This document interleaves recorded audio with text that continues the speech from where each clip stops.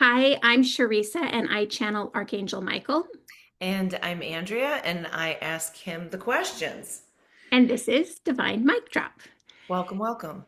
Thank you. Thank you. So, Andrea, what's on our mind today? What do you think? Okay, so today, during the week, just so everybody knows, Sharissa and I like to talk about what we should talk about for all of you to listen to. And this week, one of the things that we talked about was addiction. And I use that word lightly because I know in the angelic realm, they don't really label things the way we do Yeah. here. We call things I am addicted or I have this affliction, or and they don't really do that over there. They see Yeah. it differently, which I think actually gives it room to move a little Yeah. bit more than maybe our rigid human constructs. And that's kind of what I want to ask him about today is the rigidity compared to the fluidity and the balance compared to the indulgence or overindulgence, and how do we sort of put this boat right down the middle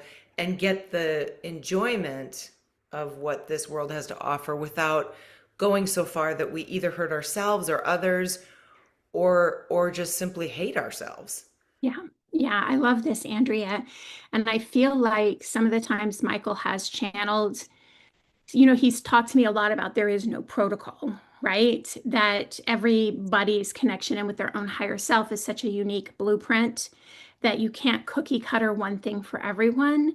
So maybe when I leave my body and you ask him, ask and dig a little bit around what's general advice for all and what's specific for people, because with addiction, I get nervous with my mental health background, and Michael will be like, be relaxed about the alcohol. And I'm all like, I don't know about that. And Yeah. so maybe ask him a little bit of around that. Yes, Um, I will. And I appreciate you saying that because I know one time he had said to me that it's an interesting thing about amount, that you would look at one person who drinks a lot and we might say as humans that person drinks too much. There's another person over here who doesn't drink very much at all, but the reason they're drinking is far more detrimental than this person over here. yeah, I thought that was fascinating. I was thinking, oh, it's bigger than just what we can see on the surface. yeah, yeah, yeah. Differentiations in that. Okay. And I mean, I think this is an interesting follow-up to the whole French fries conversation from Yes. last week, because you could definitely say French fries were my addiction in the sense of like I would pick a restaurant based on how good their French fries were. And now that my vibration has raised, I don't, they taste toxic to me. So then what is that you're actually indulging in what could look like an addiction, but then there's the vibrational work where then that goes away, right? Yes, and I'm glad you said that because we all know that the substance itself can be very different. It can be a Yeah, French fry, it can be wine, it can be cocaine. It yeah, can also be running or exercise. And I've seen that happen too, where as a society, we can look at a person and go, but they're doing something good. yeah. Whereas really it's all the energy behind it. Okay, I really appreciate it. Yeah, the French fry. And by the way, I just want to say I applaud your restaurant choosing method. There'll Okay. be a moment where my system's so balanced out that French fries will taste good again, but I think I have Yeah. a few years before that's going to happen. Well, let us know. We'll be standing by. All right, are you ready for me to bring him in? Yeah, let's bring him in and get down to this. Okay, thanks.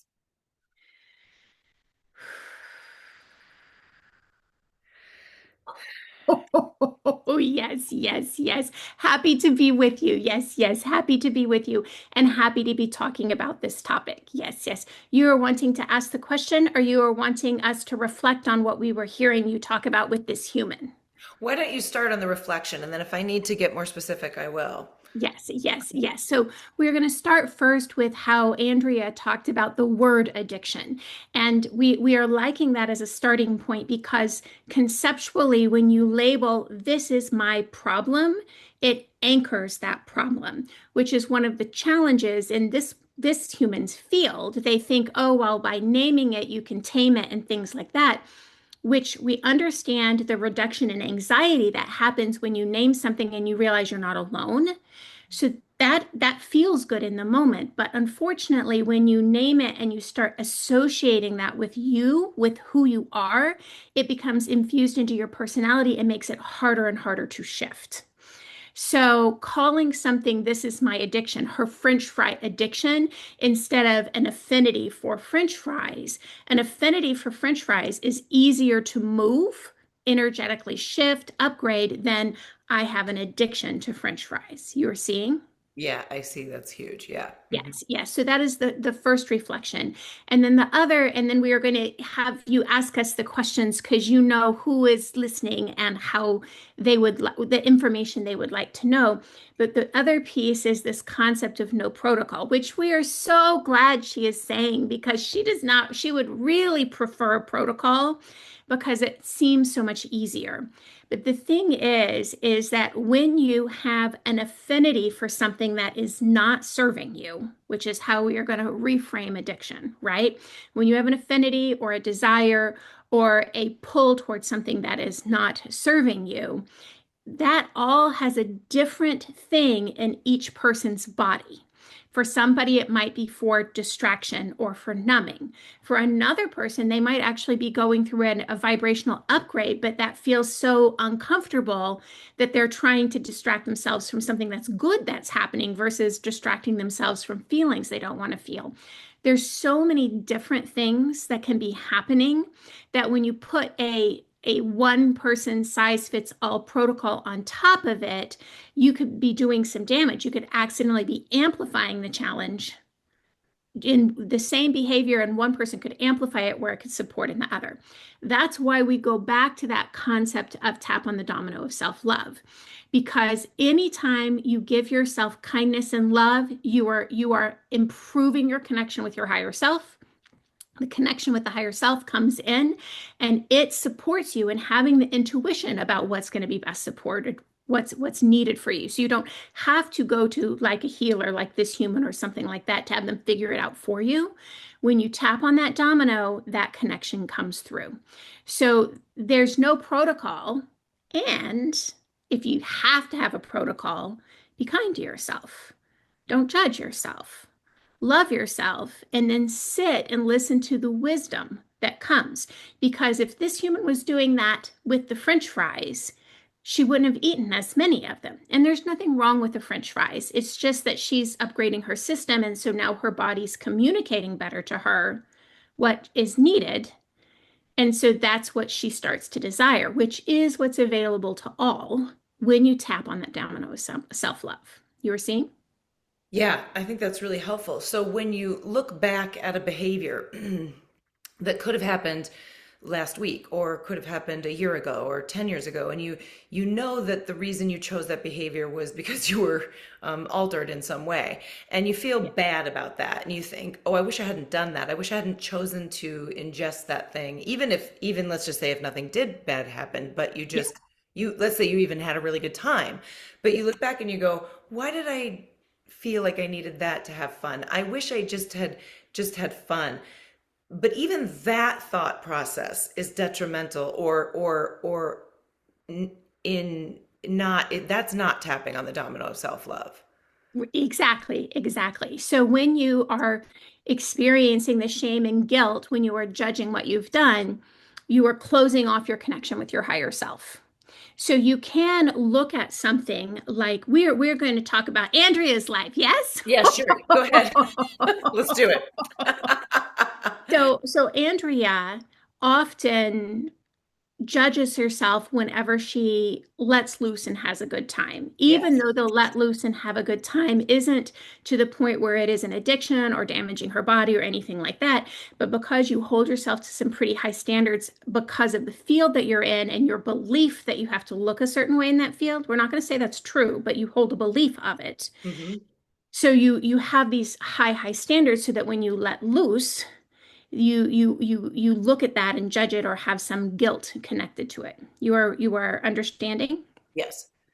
So first, within that, when Andrea is fully connected in with her higher self, which is a bit of a process, right? It's a little bit more every day, a little bit more every day. There is going to be a moment, just like the French fries, where that's not gonna sound good. It's not gonna taste good in your mouth. And for when more people across the planet are connected in with their higher selves, alcohol is, you're not going to be able to, no one will serve it because no one will want it because people aren't needing that distraction from their life. And so to a certain degree, everyone who's engaging in anything that's less than optimal for their body is somewhat disconnected from their higher self in those moments. Mhm. And you came to Earth and purposefully disconnected yourself from your higher self to have the Earth experience. So why would you judge yourself for doing exactly what you teed up to come here to do? Because when you disconnect from your higher self in that way for a purposeful training experience, you're growing your light by exploring the contrast. And so it's okay. That doesn't mean that we're saying, oh, Andrea, drink until you find yourself on a beach in Hawaii and you don't know how you got there. But we're saying when you have the second glass of wine, I'm being human and it's okay. And I'm going to tap on that domino of self-love and I'm open to the day when wine doesn't taste good anymore. Mhm. As opposed to a choice that many people have made, and I understand that choice, which is I will just renounce it because I know that it's a bad thing for me and I will white knuckle through it. I will really, really want it and I won't do it. And a lot of times that does work for people in a certain way. Yeah. Yes, which is why we are careful to say this is not a protocol. So the action, you need to decide what action's best in your own life. But Right. the energy behind the action should be love. So let's look at the concept of abstinence. So if you are choosing abstinence because you have had times where, say, alcohol or a substance, we will even tease. Let's say French fries took you out. You ate so many French fries you can't go to work for the next 3 days because you have a French fry hangover. Yeah. Then you're going to play around with the idea of abstinence, and that could be a very, very good choice for you. And as you do that abstinence, are you doing it with an energy of self-hatred? Are you doing this with an energy of this alcohol is stronger and bigger than me, so I can't touch it?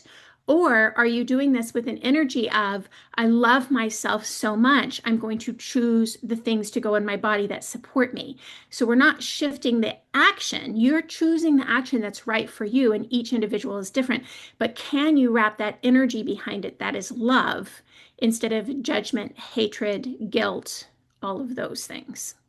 Okay, well, I really appreciate that. And I think that's a perfect place to wrap this one up because I do think that as a species, we've come to believe that guilt and shame is what changes us.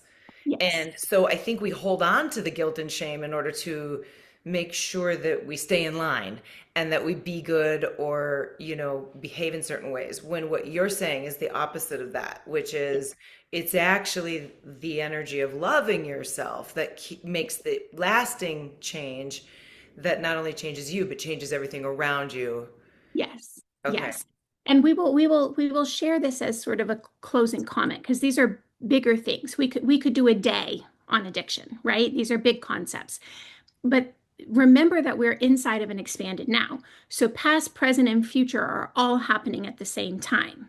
So when past, present, and future all happen at the same time, guilt is irrelevant because you are experiencing your success over having faced the challenge as well as the beginning of the challenge and in the middle of the challenge all at the same time. So, guilt is a human construct that exists on Earth because of the way the timeline stretches out so that you can have these micro experiences to grow the soul. So, guilt isn't up here. There is no such thing. It's just an expanded now, and it's all held in love. So, the way that you tap into that now inside of the expanded now of Earth is through love.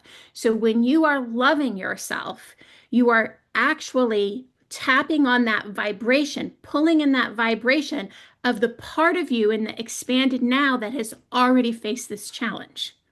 You're seeing? Yeah, that's pretty big right there. Okay. Yes. Wow. Thank you. Much love. Much love. Much love. Much Yeah. love.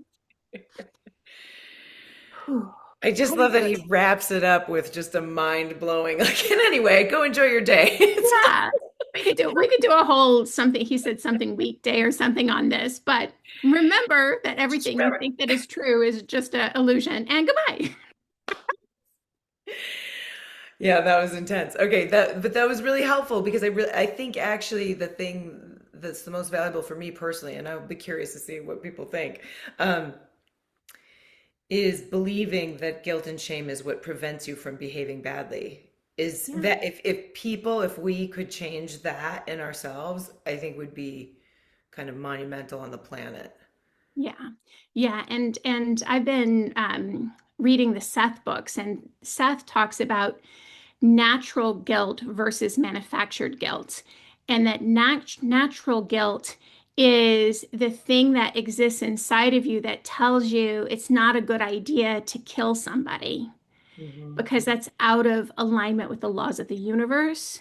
Hmm. But manufactured guilt are all these other micro things inside of it. Like they're and so I don't know what Michael, I've never asked Michael about those concepts, but I feel like it's similar. Like there's an intuition that most of us have that doing very big dramatic things like killing someone, not a good idea. So that's less guilt and more like conscience. Hmm. Right. But then we turn it into guilt by perseverating. Oh, I know that's your favorite word, perseverating on it Look it up. Look it up. I did. I and looked. thinking about it after the fact. And that's never been the intention. The intention was to give you guidance, not to berate yourself for not following the guidance, Amazing. right? So good. Yeah. Yeah. Okay. All right. Thank you, everybody. See Thanks. you next week. Are you